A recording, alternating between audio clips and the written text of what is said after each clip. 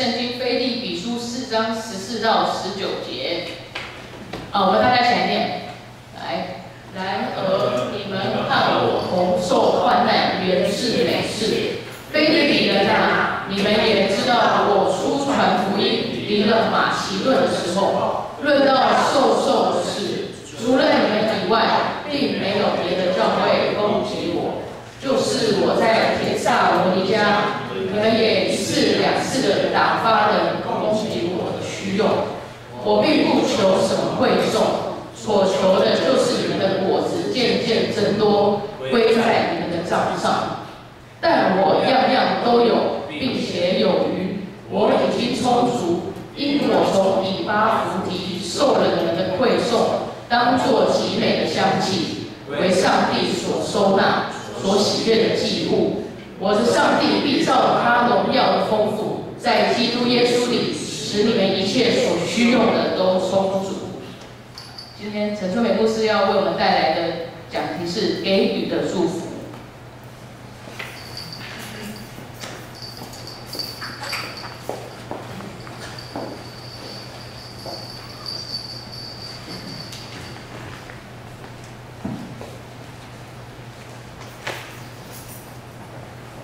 弟兄姐妹，大家平安。平安。再一次向我们的上帝感谢。我们在这个第2场的这个聚会里面，我们可以继续享受在主的里面主的同在。那非常感谢我们建成教会的小会弟兄姐妹你们能够在我们的这个公文的这个请求，愿意来接受来接纳我们龙山教会来到我们本教会来分享我们这个教会的这个建堂哈。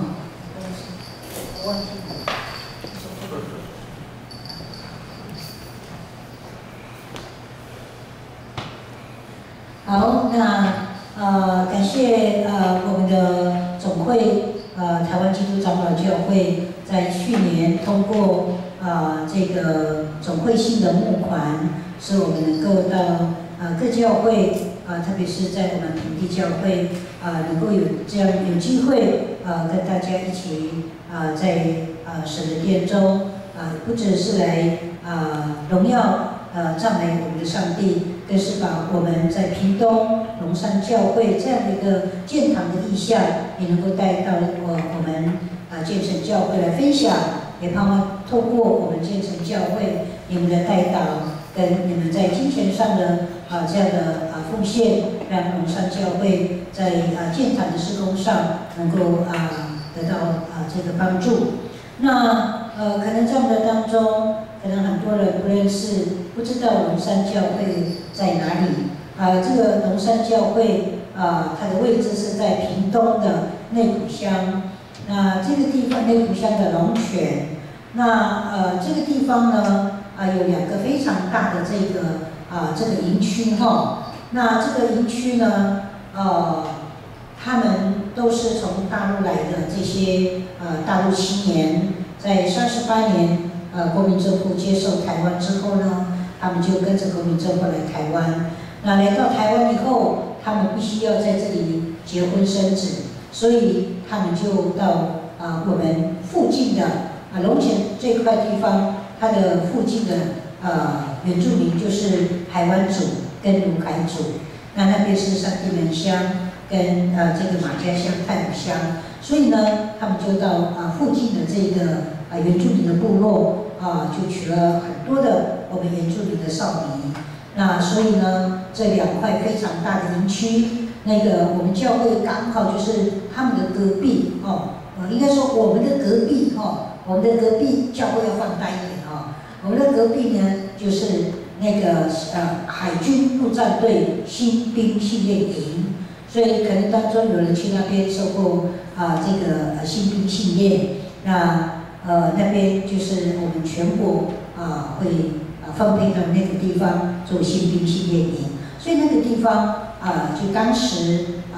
住进了很多的这些大陆的这个年轻人，所以呢他们就到我们原乡部落，学了非常多的这个少年来到我们台湾。那当时在30-40年前，特别一直到50-60年，我们那时候原乡都非常的贫穷，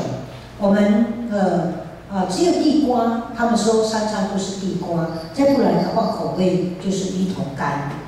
所以没有所谓的白米。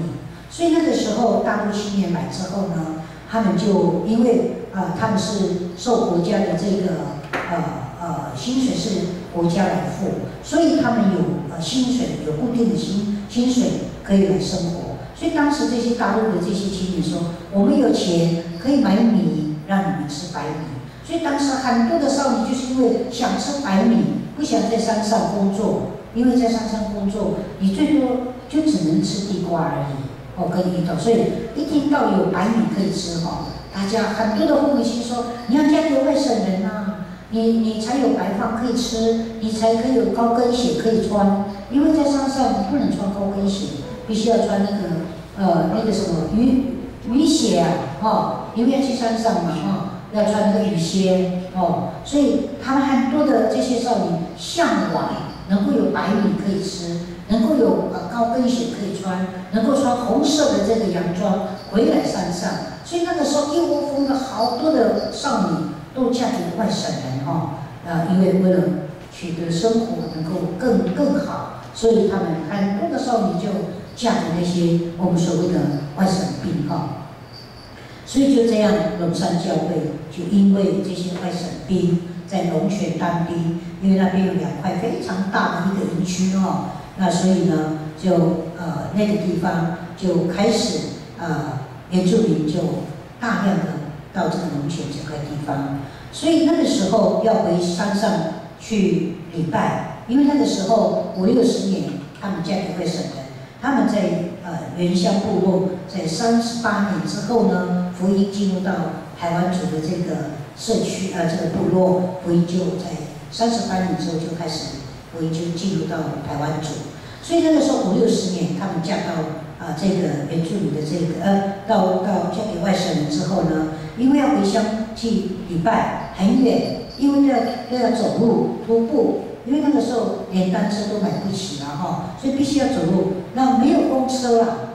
山上没有公车，就只能徒步这样回去。所以呢，他们回去礼拜的时候呢，都已经将近要结束，也12点了。所以呢，每次这样回去，他们没有办法赶上那个礼拜。所以后来有2-3个人说，我们应该在这个地方建立教会，因为我们没有办法回去，而且有定居在这个地方，所以呢，有2-3个他们就开始来这个做礼拜，然后呢就开始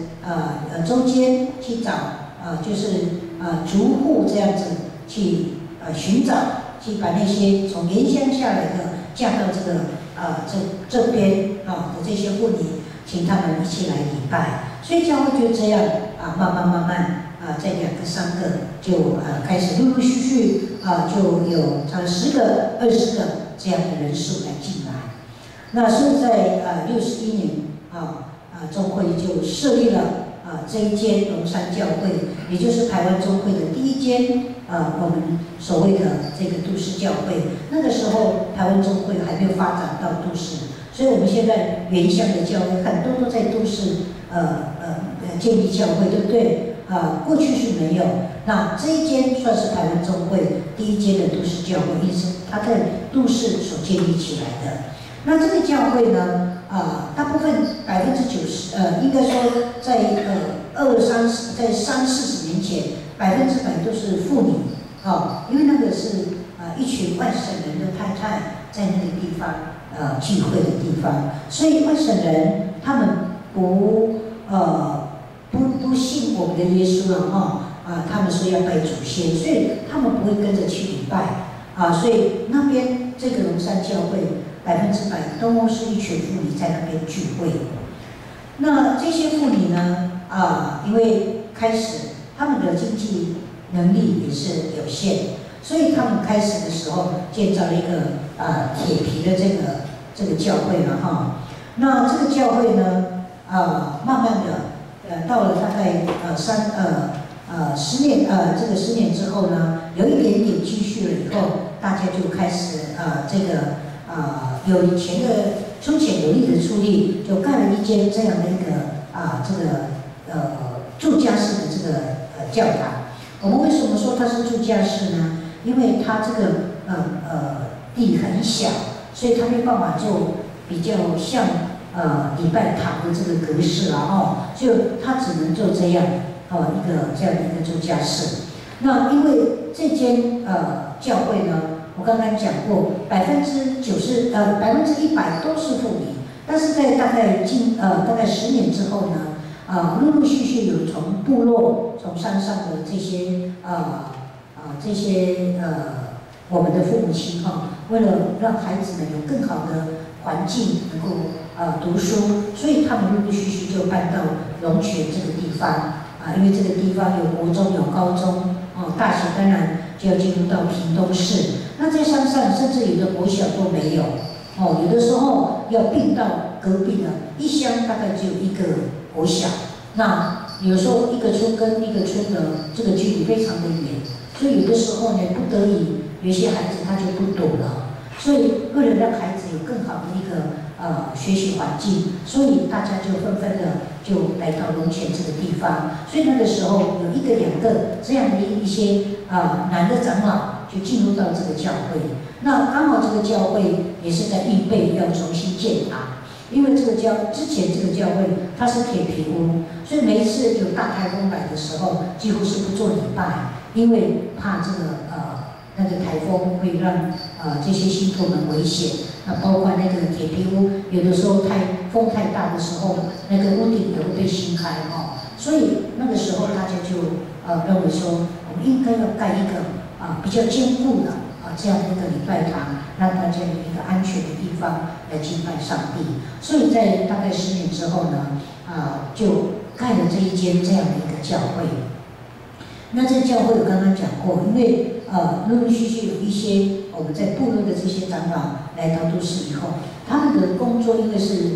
这个铁工部，我们是所谓的铁工部，就是在建筑业绑铁的这样的一个小工。那依据他这个多年的做这个房屋业的这个建造业的这个经验，他就带着信徒一起来盖这样的一个教会。没有请专业的这个建筑师，现在盖房子一定要有设计师、有建筑师、有营造商，而且分得非常的细，每一个这个贴墙壁的跟贴地砖的又不一样，磨墙壁的跟那个真的分得太细。可是过去是没有，只是用他一点点的经验来，因为教会没有经费，那只能就用自己的能力自己有限的这样的一个经费来盖这样的一个教堂。所以这个教堂在一个没有很专业的这个设计之下呢，在经历了40年之后，这个教堂已经慢慢不堪使用了整个都墙面都已经是壁癌了。那屋顶也是因为是铁皮这个完成的因为当时在盖的时候经费不足那就只好到山上大家去砍木材砍大的那个树那个木材，然后做这个屋顶的梁柱，然后上面放那个铁皮来完成。所以在这个40年之后，那当然风吹日晒这个铁皮终于不堪使用了。那每一次要台风的时候，这个牧师都会告诉他们说，因为有台风，所以大家要带水桶来，因为这个屋顶呢已经已经破烂了那也已经修建了几次，但是这个铁皮很快就会这个损坏，所以大家都要带着水桶来以防这个教会会淹水所以因为这样的关系那所以大家就在2022年的时候这个大会就通过说，我们应该来做修建，因为我们的教堂已经真的是已经该要整修了所以在2022年的时候呢这个大会就通过要修建不是重建是修建就是说希望通过修建把这个教会能够改善到能够把这间教会能够做到最符合在当时大家的需要因为这个礼拜堂在2楼，楼下是牧师馆。那因为有很多的妇女渐渐年纪大了，膝盖没有办法爬到2楼了，所以很多这个信徒他们希望能够把2楼跟1楼来对调，所以希望是做这样的一个修建。那在2014的时候，我到那边，这个牧师把70万交给我，他说这个工作呢是你要继续，因为这个教会要准备修建了。那这个教会要准备100万之后就做这样的一个修建，那我就接下来这个工作。那后来也像我们附近的台湾中会比较经济比较好一点的教会，跟他们做募款，那就募得了50万。我们总共在2016年的时候2年之后，我们有120万的这样的一个建筑的这个基金。那之后我请建筑师来为我来做我请建筑师来看一下，看我们的教会要怎么改怎么修建会比较好。那这个建筑师跟我们说，不行，你这块地呢太小了你要2楼跟1楼对调，那以后你的礼拜堂是在楼下，要整个打掉梁柱跟墙壁都要打掉。那你楼上是牧师馆，重的东西都在楼上，这样对整个地基是不稳的，所以不建议。那我说那我怎么盖呢？他说也不行，因为你的地太小了如果按照建筑法建比例6:4，你只能盖到6层，不能盖满，那你会更小，他也不建议。那怎么办？我又碰到了这个困难。那后来他说我给你2条路，你自己选择。第一条出去外面买地那我们就去找地，找地以后最便宜850万，我们没有钱，我就120万，我没有回来，我没有说主我们碰到问题怎么办？我没有把这件事情继续的祷告跟上帝带领求上帝来带领。那后来这个建筑师说第2条路，那你去买地让你的地能够扩大。可是我们的地原本就这么小，我去哪里找地？我们也为这个事情祷告，求上帝为我们来预备。那感谢主，我们的旁边有一块地，它是这个房东是一位姐妹，但是离开这个已经不在这个地方，她回去部落。那这个地方她租给别人，后来她听到我们要建堂我们也一直为这件事情祷告。那后来他出价了150万，他用高价来卖给我们。其实那块地没有那么高的价值其实那边能够买到60万就已经算非常不错。可是因为他知道教会很急需，所以呢他就出价150万。可是我们又没有钱我就120万，我去哪里找钱？那弟兄姐妹也没有经济的能力。所以那个时候我们也继续祷告，感谢上帝。内埔教会的客家教会这个长老他就听到我们有这样的一个困难，因为他很关心我们的建堂，所以他听到这件事以后，他就打电话给我说：“牧师他说我这里有150万，我奉献买地，让你们来盖教会。”感谢主，最大的困难我们得到解决。上帝垂听我们的祷告，所以我们的建堂就那个时候我们的建堂就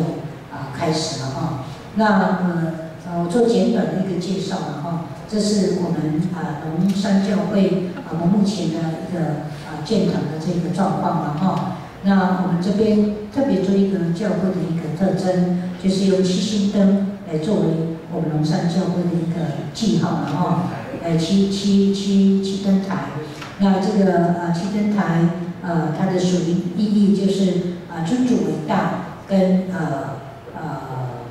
彼此相爱跟圣灵充满。那我们希望说用这样的一个记号，让弟兄姐妹我们去哪里我们都会记得那个教会的一个特征那我们希望说未来弟兄姐妹从外面来的能够看见这个的时候，就记得这个就是龙山教会。那么也希望通过这样的一个七星灯的意义，能够弟兄姐妹朝这样的一个尊主为大、彼此相爱跟圣灵充满的教会来做我们教会的一个建造。好，这是会馆哈。好，这个无障碍设施，我刚才一直在强调，因为这间教会它最大的一个障碍就是礼拜堂在楼上，那很多的弟兄姐妹，他还有行动不便的人没有办法到楼上，以至于他们长期都自己在家里，那就靠牧师去探访，去鼓励他们，所以他们很期待我们教会能够再重建哈。所以这无障碍的设施是对我们是非常重要。那整个建筑物，教堂的建筑，1楼是牧师馆，那2楼呢有一个副堂，那这个副堂是希望说将来我们教会不只是一个礼拜的一个地方，也能够向我们的社区能够做服务，所以我们希望说白天的时候能够来服务我们周边的很多的一些独居老人，因为他们的孩子都在北部，有的在中部，所以几乎很多都是独居老人。那我们希望透过这样的一个教会的一个设备，让他们也有机会来到教会，也能够听到福音，也能够受到教会的关心哈。那一样的希望白天是能够照顾老人家，晚上那边我们的很多的这个附近的很多都是吸毒的父母亲所以我们也在参与监狱的服事那我们希望说我们这个周遭的这些吸毒的孩子，就是他们的父母亲是吸毒的，然后这些孩子就由他们的阿公阿嬷在照顾。那因为阿公阿嬷看不懂字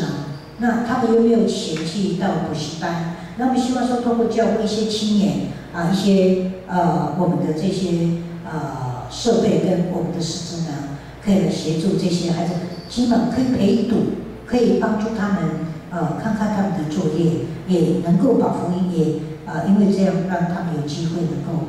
接触到福音，所以我们有这样的一个计划，希望将来能够做这样的一个社区的服务那我们一个公共厨房也能够在我们的老人的关怀跟我们的孩子们的这个陪读，也都能够供应一些餐食给他们那这个是厕所有人会讲说，奇怪牧师为什么要特别来介绍这个厕所？因为对龙山教会厕所很重要，因为过去的教会只有一间厕所，男女共用，所以每一次上完厕所，大家就挤在那边要用厕所那有时候男女共用的时候非常的尴尬，男女要进那一间厕所大家都不好意思所以我跟那个设计师说，要让我们不管是楼上跟1楼跟2楼都能够有男女分开的这个厕所所以我特别介绍一下。那再来就是为什么有电梯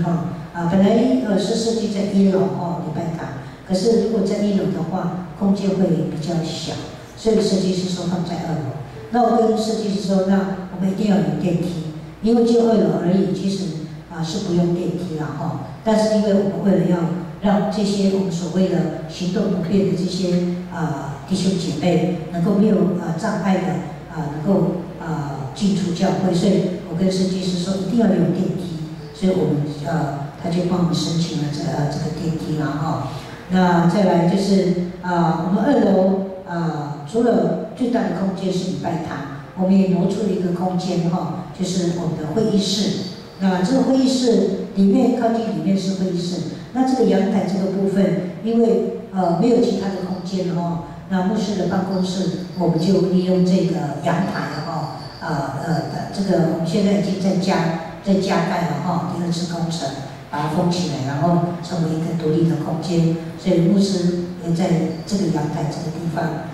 来做我们的这个办公室。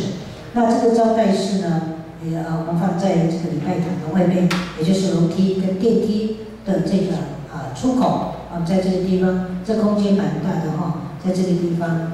做了一个发放周报跟饮水机跟我们的这个奉献袋的这个置物的地方所以好那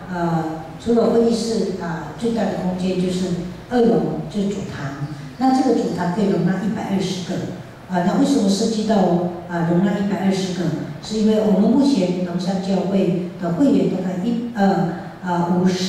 个会友那个陪唱会员。那我们把这个空间弄大，是希望说将来在做这个社区服务的时候能够有机会能够带领他们来到龙山教会，所以我们希望说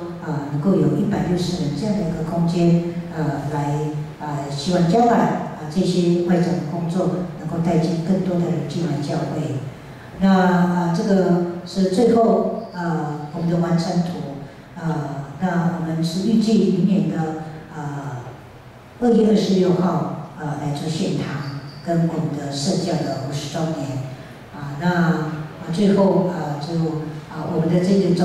全部的总工程是1550万那这个冠饰组结构就1000万，那装潢跟设备加起来就是500万，所以我们总共我们的资筹款是350万。那因为要总会募款，所以必须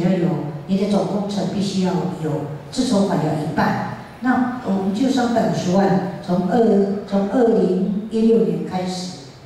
一直到2018年那我们不够，那怎么办？内部长老教会的长老帮我们买地的那个长老，他又听到我又打电话，我说长老，我们要申请总会募款不够怎么办？他说好，没有关系，他就说你们不够多少？200万，好，无息贷款给你们。但是他说这个200万，你们能不能还得起？我们就摆在祷告中，记在天上所以我们没有写任何的这个借据他说借给你们，但是他说是记在上帝那里去那所以我们就有1半，那不够500万，因为我们总结构就500万，就要500万，所以我们又跟银行贷款500万其实我们的互助社，其实我们没有钱，没有那个能力，但是感谢主我们的西罗互助社，也就是我们基督教所设立的互助社，他们愿意来超贷其实好像有点违法但是因为他说这个是要建盖神的殿，所以愿意用这样的一个方式超办，然后让教会能够这个顺利的这个完工，所以我们又向银行贷了500万，所以我们总共有700万的这样的一个贷款。所以我在去2019年我跟总会申请，那去年我们就这个总会通过之后总会就让我们能够有机会向我们的各教会做这样的一个总会性的募款。所以这3年来虽然经历了很多的困难，但也感谢主，让我们学会凡事都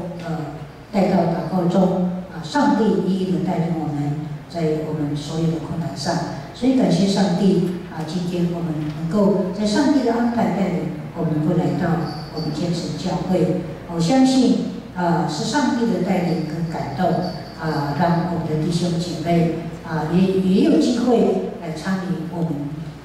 龙山教会的建堂。也感谢你们透过耶稣基督的爱跟信仰我们相信我们在这里面我们都是同为肢体，我们都是弟兄姐妹的关系也谢谢你们愿意成为我们龙山教会在建堂上的帮助跟支持。就像我们今天所看的经文一样，腓立比教会他们成为保罗在欧洲上最大的一个宣教的帮助。刚刚的经文我们很清楚，这是保罗一个感恩的信。谢谢腓立比教会在他的这个欧洲的这个宣教，也就是我们现在所谓的土耳其土耳其这个地方，保罗在那边做宣教的时候，就是特别这个腓立比教会，这腓立比教会是他在欧洲第一间所建立的教会。那这教会一直在协助保罗在欧洲的宣教，所以使宣教的工作能够得到顺利。那保罗不只是谢谢他们，也为了要坚定他们的信心，坚固他们的信心，也告诉他们腓立比教会他们在财务上、在经济上这样的协助其实这是一个非常有价值的一个投资，因为这样的一个帮助，这样的如同投资一样，在水灵上可以收取很大的一个祝福。所以保罗在腓立比书4章17节，保罗在这里说：“我并不是求什么馈送，所求的就是你们的果子渐渐增多，归在你们的账上。”所以保罗在这里所讲的，并不是他希望得到更多很多的这个金钱上的资助，乃是在告诉他们，他们这样在事工上的协助，他们这样的协助，让这个工作能够得着这个顺利，能够被这个完成。其实这样的一个完成都要归功于这些奉献的人，这些给帮助的人。所以保罗是希望说，他们能够多做主工，为主能够做更多的工作来结果子，将来在主再来的时候，能够有这样的果子来交账。所以保罗呢，不只是这样兼顾他们的这个信心，在19节呢，他也提到了一个很大的应许。他说，腓立比教会的信徒，他们如此做。他说，我的神必照他荣耀的丰富，在基督耶稣里面，使你们一切所需的都充足。也就是说，上帝给我们各样的丰富，我们感谢上帝。但是上帝更希望我们将这样一个丰富的我们所领受的恩典，能够透过我们来分享给出去，跟上帝一同来祝福，来成就这些祝福。就像腓立比教会，他们的这个帮助乐意帮助保罗，给予协助他们都是出于爱心。那保罗说，这都是神所喜悦的这样的祭物，神就要赏赐一切他们所需的都能够充足。那这个充足呢，在这个注解书里面看到，他所谓的充足，就是说，上帝的财富是向那些爱上帝并爱他自己同伴们的人而敞开的。所以，当我们愿意这样为主的事工而敞开的时候，上帝就要敞开他丰富的恩典的门，来满满的透过你来分享出去。所以，我们就所谓的这个，就是我们所谓的，我们成为一个给予者的时候，我们就是一个祝福的管道，成为透过我们来协助，一起来成就这些仪式。那最后呢，我们通过这个经文我们要学习，我们通过这一段经文来学习保罗告诉我们给予的这个祝福那第一个，我们给予呢，它是一种支持对事工的一个支持。所以我们看见在腓立比书1章6节，保罗说，从开始的一天到现在，你们在传福音的事工上一直都在协助我。事实上，腓立比教会其实没有派人跟保罗去传福音，但是当他们愿意资助保罗的时候，他们资助保罗就同等于他们是支持保罗的圣工，一同有份于兴旺上帝的福音。那我相信今天我们建成教会所有的弟兄姐妹，你们愿意来接纳我们来到这里，来分享我们建堂的这个意向。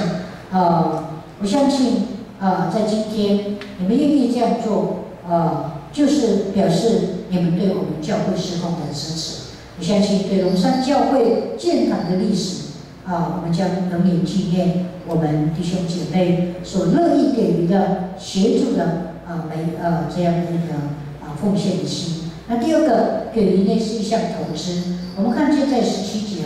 明明腓立比教会已经给出去，为什么保罗说这些都要归在他们的账上？原来这就是天国的算法。当我们给予的时候，不要忘记这个是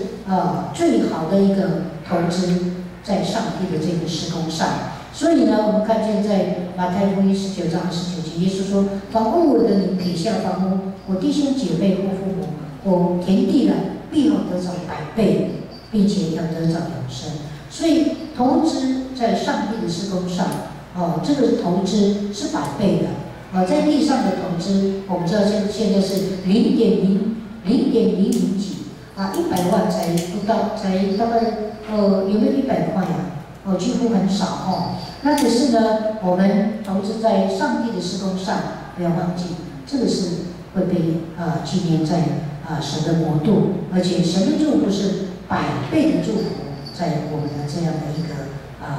给予哈。那最后给予它是一项献祭。18节这样说在18节我们看见保罗形容腓立比教会的馈送是极美的香气，是神所喜悦的祭物。为什么保罗在这里会如此说呢？他为什么那么肯定腓立比教会他们这样的奉献是神所喜悦的？因为他们是甘心乐意的哈。所以在马太福音25章40节，耶稣说：“我是在告诉你们，这些事你们既做在我这弟兄中一个最小的身上，就是做在我身上。”所以我相信今天我们弟兄姐妹，你们为龙山教会所做的事，如同是做在神的身上一样。你们愿意按着你们的对上帝的信心跟对主的爱，愿意来参与为龙山教会的这个建堂来做奉献。我相信这样的给予是出于因为你们爱上帝，也爱在神的国度里面的弟兄姐妹这样的一个建造建堂的这样的一份心。我相信这份心是神所喜悦的，因为你们是甘心乐意，愿意来为龙山来做奉献。愿上帝祝福我们这样的一颗心。所以呢，利未记也说，感恩的祭是馨香之气，要达到上帝那里，上帝就要祝福。我相信今天我们所摆上的不管多少我们那颗带着一个爱主的心，愿意来为主而献上，我相信上帝就必有大大的祝福。就如同保罗所说的，他说：“我的上帝必按照他荣耀的丰富，在基督耶稣里面，使你们一切所需用的都能够充足。”愿上帝祝福我们在座的，特别是在座的都是年轻人你们非常的有福气，在这么年轻，你们就被主所拣选，你们能够认识上帝。我相信在未来的将来，你们的生命会更丰富，因为你们连接在主，你们的生命就能够结出许多的果子来。也愿你们这样的一份心，能够成就更多在上帝国的事工上。与上帝祝福，我们一起来祷告。爱我们的主，我们谢谢你，谢谢主再一次激励我们的心，也再一次来教导我们，让我们知道主，我们为你所做，我们为一切事工的摆上，都是神你深深的呼召，让我们愿意透过我们自己的所领受的各样的从上帝你那里的恩典，也能够分享做在神你的一切的事工上。也愿上帝祝福我们这一群孩子们，让他们的生命因为有你而丰富，也因为他们的生命的年轻，也能够参与上帝你建造你上帝国的每一个事工。愿上帝祝福我们这样的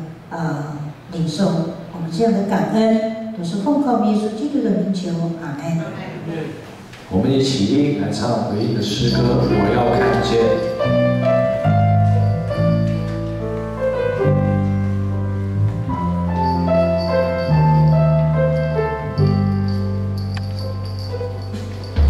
求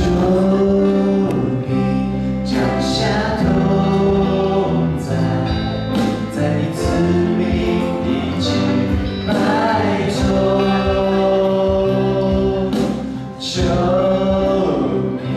献出荣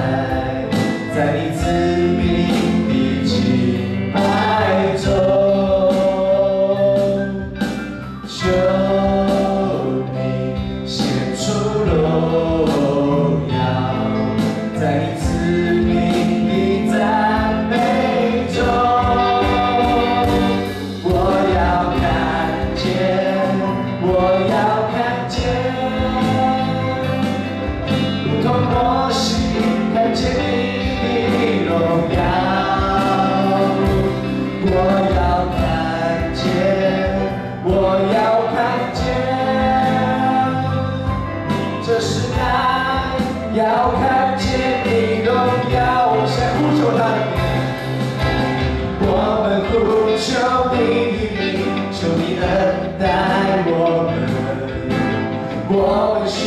告你的名，求你怜悯我们，求你与我们同行，使我们的安息，在你面前蒙恩。我要看见，我要看见，如同摩西看见你的荣耀。我要看见，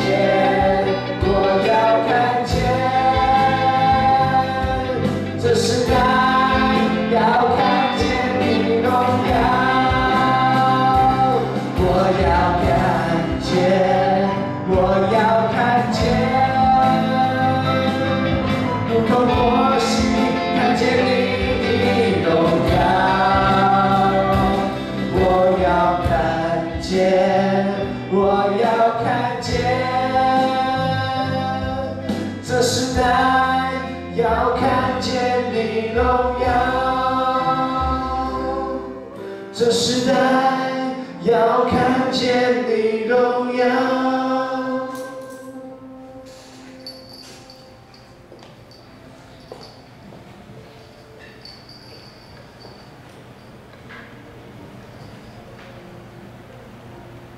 拣选我们成为上帝国子民的上帝，我们献上我们的感谢。谢谢主赐给我们这么好的地方来敬拜你，让我们的心被你吸引归向你，让年轻的生命能够成为上帝